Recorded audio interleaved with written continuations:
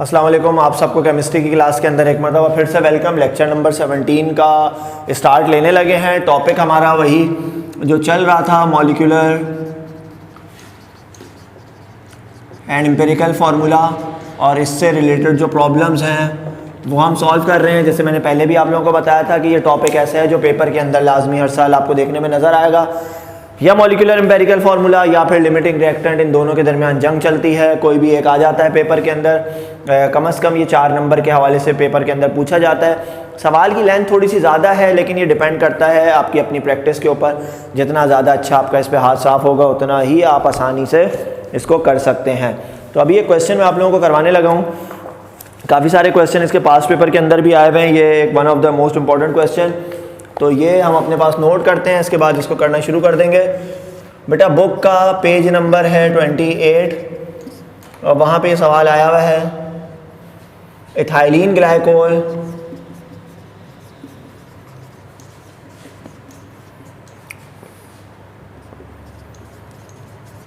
is used as an antifreeze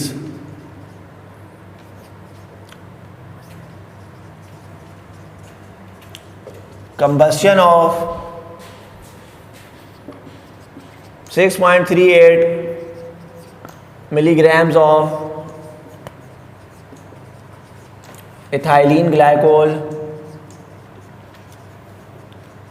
gives 9.06 milligrams of carbon dioxide and 5.58 milligrams of water.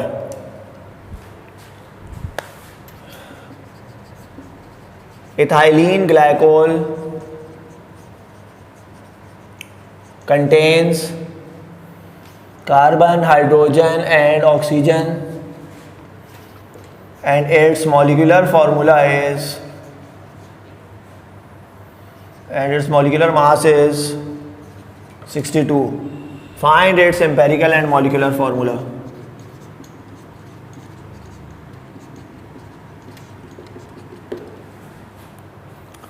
ये है हमारे पास सवाल, और इस सवाल को हमने करना है सॉल्व। सबसे पहले इसका बना लेते हैं data. Ethylene glycol is use as an anti freezing agent. Anti freezing agent के तौर पे इथाइलिन ग्लाइकोल को इस्तेमाल किया जाता है। Combustion of 6.38 milligrams of ethylene glycol, इसको इथाइलिन ग्लाइकोल का जो मास दिया हुआ है वो 6.38 मिलीग्राम्स है, जबकि इसको जलाने पर हमें मिलेगा 9.06 मिलीग्राम्स ऑफ कार्बन डाइऑक्साइड और 5.58 milligrams of water. Ethylene glycol contains carbon, hydrogen and oxygen and its molecular mass is 62. Find its molecular and empirical formula. तो डेटा के अंदर हम लिख देते हैं जो मास ऑफ सैंपल दिया हुआ है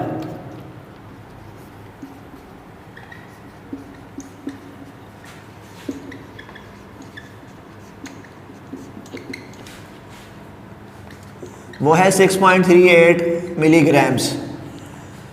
मिलीग्राम को मिलीग्राम में ही रहने दो या ग्राम में कन्वर्ट कर लो, इससे किसी किस्म का कोई फ़र्क नहीं पड़ेगा, क्योंकि तमाम की तमाम वैल्यूज़ हमारे पास सेम यूनिट के अंदर हैं, तो कोई फ़र्क इससे नहीं पड़ेगा। 6.38 मिलीग्राम है, 6.38 मिलीग्राम्स ही रहने दें इसको, कोई इससे फ़र्क नहीं पड़ेगा। या अगर आप इसको कन्वर्ट करना चाहते हैं, कहते हैं कि भाई हमने इसको ग्राम्स के अंदर लेके जाना है, तो आप इसको ग्राम्स में भी ले जा सकते हैं। ये हो जाएगा 6.38 मिली का मतलब होता है 10 की पावर -3, और ग्राम्स के साथ इस तरह से ग्राम्स लिखा जा सकता है। दूसरी बात इसके अंदर क्या है, gives 9.06 grams of carbon dioxide. बेटा मास ऑफ कार्बन डाइऑक्साइड कितना है, 9.06 मिलीग्राम्स, 9.06 एक्सपोनेंशियल -3, और ये भी हमने ग्राम्स के अंदर लिख दिया। अगली बात हमारे पास है mass of water. Mass of water कितना है, 5.58 एक्सपोनेंशियल, अच्छा 5.58 मिलीग्राम्स और 5.58 एक्सपोनेंशियल -3, और इस तरह से हमने यहाँ पे क्या लिख दिया, ग्राम्स। इथाइलिन ग्लाइकोल के अंदर मौजूद है कार्बन, हाइड्रोजन और ऑक्सीजन, जबकि इसका मॉलिक्यूलर मास जो है, molecular mass of compound is molecular mass of compound molecular mass of compound is 62. Find its molecular and empirical formula.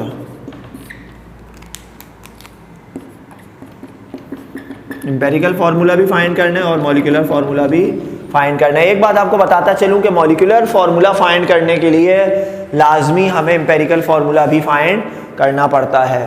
तो डेटा आ गया, रिक्वायर्ड आ गया, देन इसके बाद हमारे पास हेडिंग आ गई सॉल्यूशन. क्या क्या चीज़ें हमें फाइंड करनी है वो तमाम चीज़ें हम सॉल्यूशन के अंदर अब करना शुरू कर देंगे. स्टेप नंबर 1 होता है डिटर्मिनेशन ऑफ मासेस. बेटा स्टेप नंबर 1 है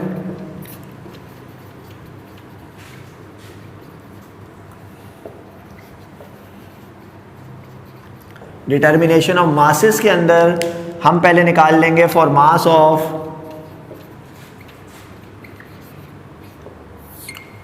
कार्बन. ये बात सबसे इंपॉर्टेंट है कि इस सैंपल के अंदर क्या क्या चीज़ें मौजूद है. कार्बन मौजूद है, हाइड्रोजन मौजूद है और ऑक्सीजन. तो कार्बन का मास बेटा निकाला जाएगा कार्बन डाइऑक्साइड की मदद से. हाइड्रोजन का मास निकाला जाएगा वाटर की मदद से. ऑक्सीजन का मास ना निकालो, ऑक्सीजन की डायरेक्ट परसेंटेज निकाल लो. तो वो मेथड अभी आपको सिखा दूंगा कैसे होगा. फॉर मास ऑफ कार्बन बेटा किस तरह से होगा, आप रिलेशन बनाओ कार्बन डाइऑक्साइड का कार्बन के साथ. हम ये बात जानते हैं कि 44 ग्राम्स, अगर 44 grams of carbon dioxide contains 12 grams of carbon. 1 ग्राम की वैल्यू निकाल लो. 1 gram of carbon dioxide contains 12 divided by 44 grams of carbon. सवाल के अंदर कार्बन डाइऑक्साइड का मास कितना दिया हुआ है, 9.06 एक्सपोनेंशियल -3 ग्राम्स.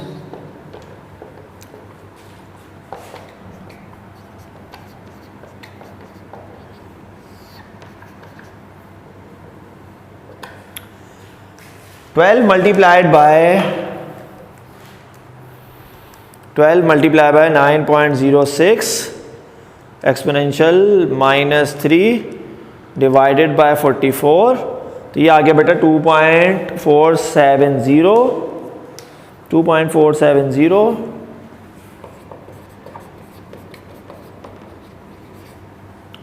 एक्सपोनेंशियल -3. 2.470 एक्सपोनेंशियल -3 ये हमारा इसके अंदर आंसर आया. आप इसे नोट करें. अब नेक्स्ट चीज़ आपने खुद से कैलकुलेट करनी है बेटा, मास ऑफ हाइड्रोजन खुद कैलकुलेट करो.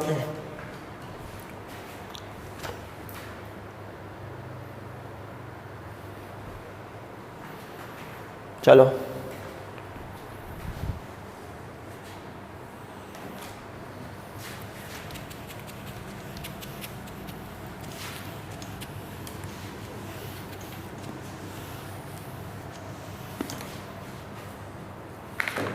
फॉर मास ऑफ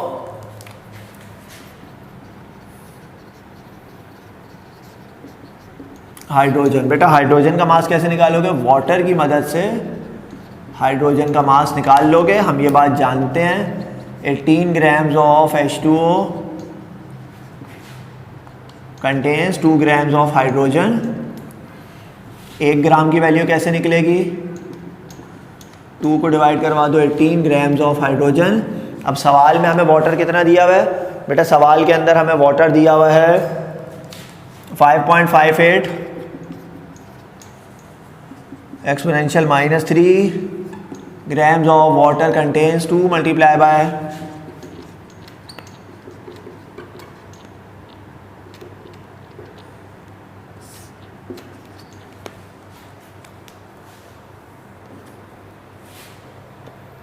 सही है. जो भी आंसर आ रहा है वो यहाँ लिख देते हैं.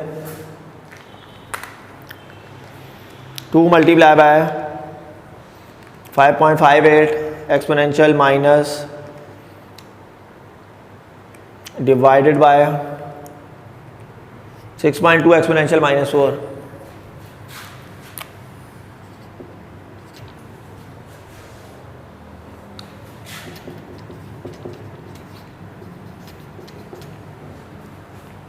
तो ये बेटा हमने दूसरी चीज़ फाइंड कर ली. और दूसरी चीज़ क्या थी, दूसरी चीज़ थी हमारे पास 6.2 एक्सपोनेंशियल -4. मास ऑफ सैंपल कितना है, मास ऑफ सैंपल है 6.38 एक्सपोनेंशियल -3।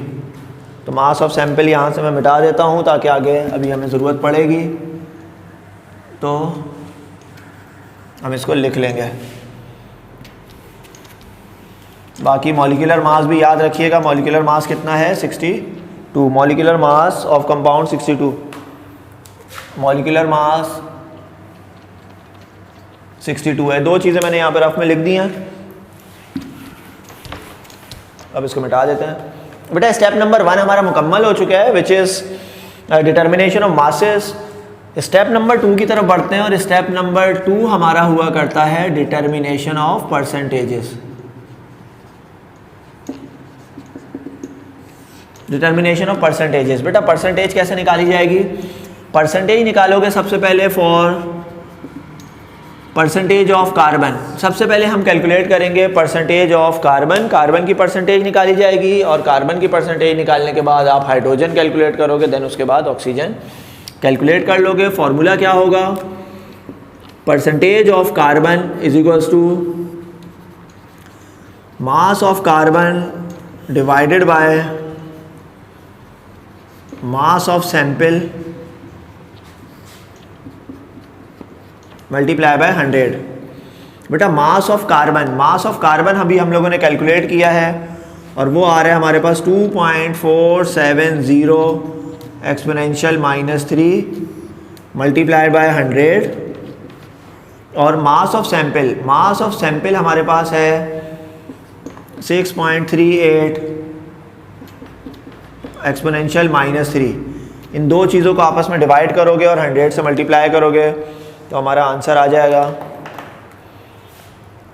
2.470 एक्सपोनेंशियल -3 मल्टीप्लाई बाय 100 और डिवाइड करवा दिया इसको 6.38 एक्सपोनेंशियल -3 के साथ 38.714।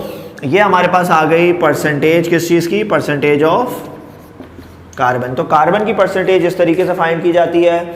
अब इसके बाद जो दूसरी चीज़ आपने कैलकुलेट करनी है वो है परसेंटेज ऑफ हाइड्रोजन। तो दूसरी चीज़ अब कैलकुलेट कर लेते हैं, परसेंटेज ऑफ हाइड्रोजन। उसके बाद हम कैलकुलेट करेंगे परसेंटेज ऑफ ऑक्सीजन। तो ये है हमारा step number 2 for percentage of hydrogen. बेटा परसेंटेज ऑफ हाइड्रोजन किस तरह से फाइंड की जाएगी? परसेंटेज ऑफ हाइड्रोजन बराबर है mass of hydrogen multiply by 100 divided by mass of sample. तो परसेंटेज ऑफ हाइड्रोजन निकालने के लिए हम प्लेस करेंगे मास ऑफ हाइड्रोजन। अब मास ऑफ हाइड्रोजन अभी हम लोगों ने कितना निकाला? मास ऑफ हाइड्रोजन हम लोगों ने कैलकुलेट किया है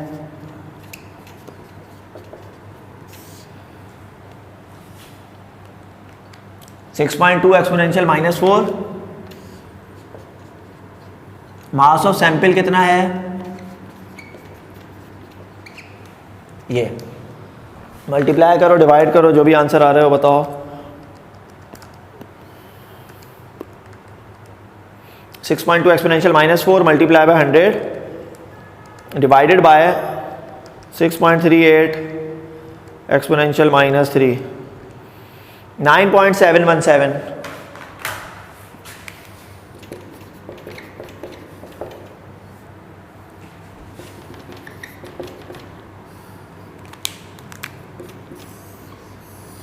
इसके बाद है फॉर परसेंटेज ऑफ ऑक्सीजन।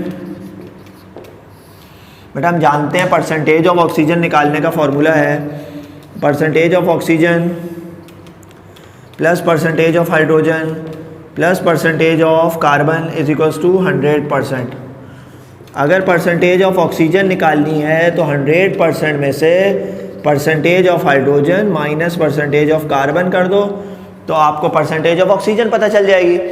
भाई परसेंटेज ऑफ हाइड्रोजन जो है वो है 9.717%, परसेंटेज ऑफ कार्बन है 38.714। इन दो तीन चीज़ों को आपस में ऐड सब्ट्रैक्ट करो और जो भी आंसर आ रहा है वो बता दो। 100 माइनस 9.717 माइनस 38.714 51.569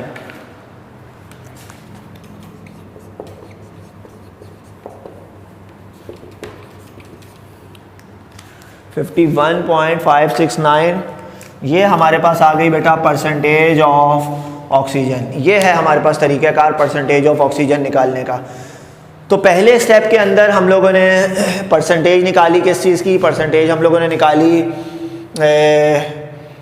कार्बन की, फिर कार्बन की परसेंटेज के बाद हाइड्रोजन की, फिर उसके बाद हमने परसेंटेज निकाल ली ऑक्सीजन की।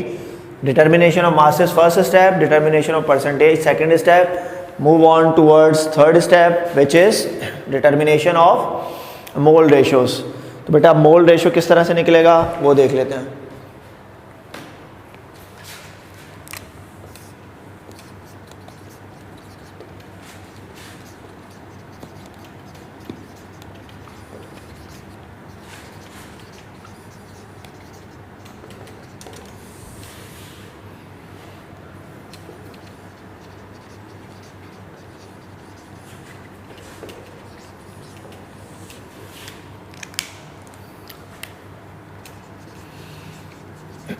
मोल रेशियो ऑफ कार्बन निकालने का फॉर्मूला है percentage of carbon divided bye atomic mass of carbon. बेटा परसेंटेज ऑफ कार्बन कितनी है? कार्बन की परसेंटेज हमारे पास है 38.714, कार्बन का एटॉमिक मास है 12।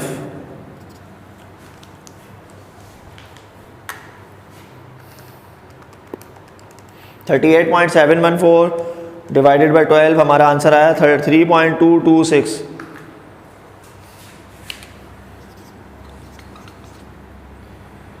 ये क्या निकाल लिया हमने? मोल रेशियो ऑफ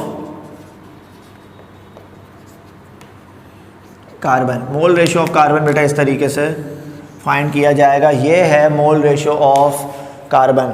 अगली चीज़ है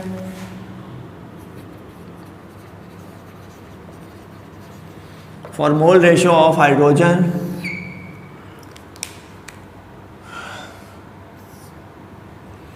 बेटा मोल रेशियो ऑफ हाइड्रोजन निकालने के लिए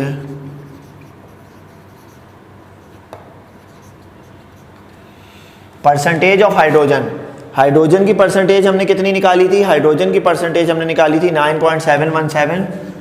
9.717 को अगर 1 से डिवाइड करवा दिया जाए 9.717 ही आंसर आएगा। मोल रेशियो चूंकि रेशियो होता है इसी वजह से इसकी कोई यूनिट नहीं होती। तो मोल रेशियो हमने हाइड्रोजन का निकाल लिया। For mole ratio of oxygen, बेटा मोल रेशियो ऑक्सीजन का कैसे निकाला जाएगा?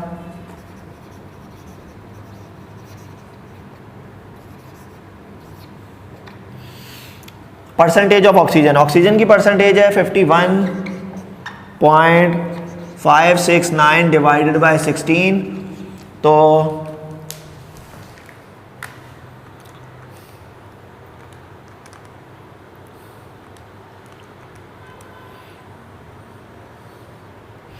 3.223 ये आ गया हमारे पास मोल रेशियो ऑफ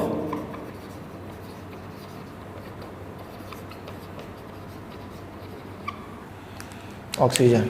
तो देख ले बेटा हम लोगों ने सबसे पहले मासेस निकाले, मासेस के बाद परसेंटेजेस निकाल ली, परसेंटेजेस के बाद अब हम लोगों ने कैलकुलेट कर लिया है मोल रेशियो। मोल रेशियो के बाद जो अगला स्टेप होता है वो होता है बेटा सिंपलेस्ट मोल रेशियो। और सिंपलेस्ट मोल रेशियो कैसे निकाला जाएगा ये भी अभी देख लेते हैं। Determination of simplest mole ratio.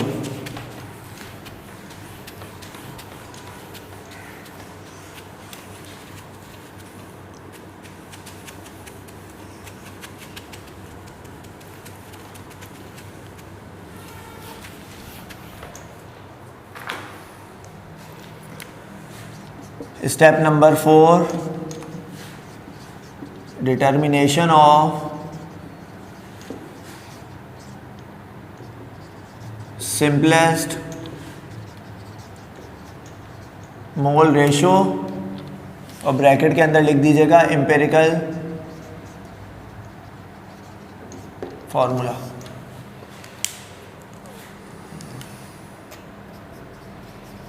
To get empirical formula, we have to divide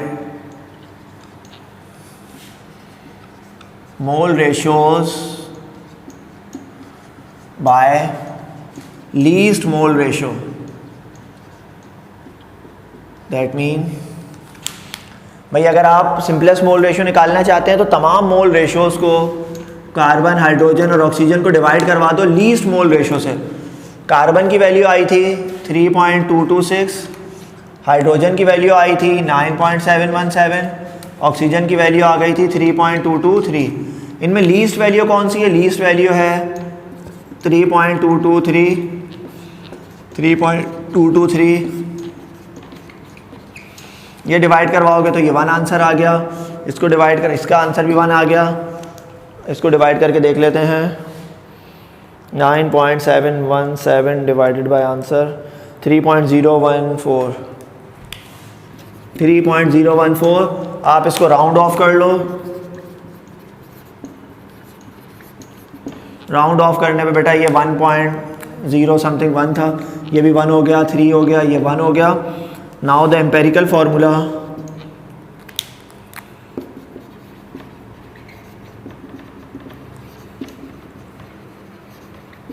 of the given sample is, empirical formula given sample का क्या होगा? कार्बन हमारे पास 1 है, हाइड्रोजन हमारे पास 3 है, ऑक्सीजन हमारे पास 1 है, CH3O। ये हमारे पास हो गया इसका एम्पेरिकल फार्मूला। नेक्स्ट स्टेप है डिटर्मिनेशन ऑफ मॉलिक्यूलर फार्मूला।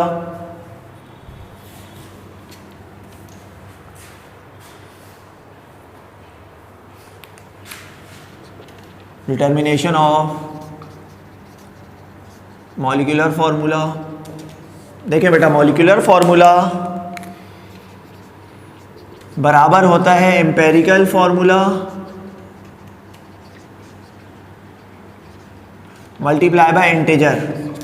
इसको इक्वेशन 1 का नाम दे दिया।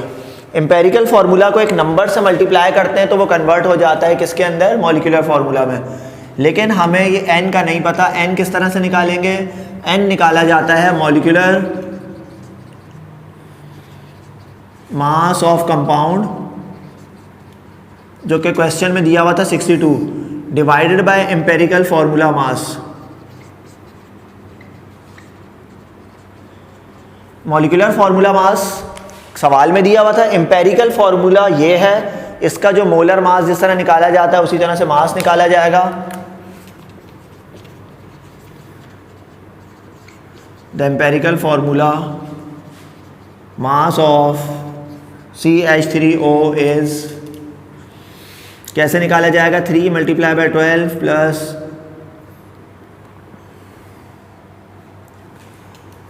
कार्बन का 1 एटम है 1 मल्टीप्लाई बाय 12, हाइड्रोजन के 3 एटम है, ऑक्सीजन का 1 एटम है। जिस तरह मोलर मास निकाला जाता है बिल्कुल उसी पैटर्न पे इसको निकाला जाएगा। तो ये कितना हो गया? ये हो गया हमारे पास 12 और 3 15, 15 और 16 31। तो ये आ गया हमारे पास 31 grams. The empirical formula mass of CH3 is 31 grams. तो इसको कहाँ पे पुट करें? इसको देयरफॉर n की वैल्यू क्या हो जाएगी बेटा? n की value molecular mass of sample, molecular mass of compound सवाल में दिया था 62, डिवाइड करवा दिया इसको 31 से, तो 32 ये 62 डिवाइडेड बाय 31, ये आंसर आ गया हमारे पास, n की जगह आ गया 2। Put this value of 2 in equation number 1। इसको पुट कर देंगे हम इक्वेशन नंबर 1 के अंदर, तो हमें पता चल जाएगा यहाँ से क्या? इसका molecular formula. Put this value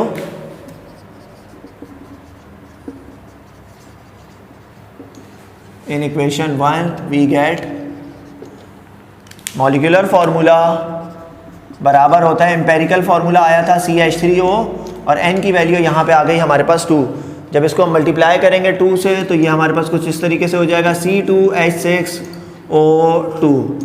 तो ये हमारे पास बन गया मॉलिक्यूलर फार्मूला। मॉलिक्यूलर फार्मूला में हमने इसको मल्टीप्लाई किया, CH3O था C2H6O2। तो इस तरीके से ये हमारे पास बन गया इस कंपाउंड का मॉलिक्यूलर फार्मूला। उम्मीद है कि ये आपको मॉलिक्यूलर फार्मूला कैलकुलेट करना बहुत अच्छे तरीके से समझ आ चुका होगा। इंशाल्लाह नेक्स्ट लेक्चर में फिर आप लोगों से मुलाकात होगी। तब तक के लिए अल्लाह हाफिज़।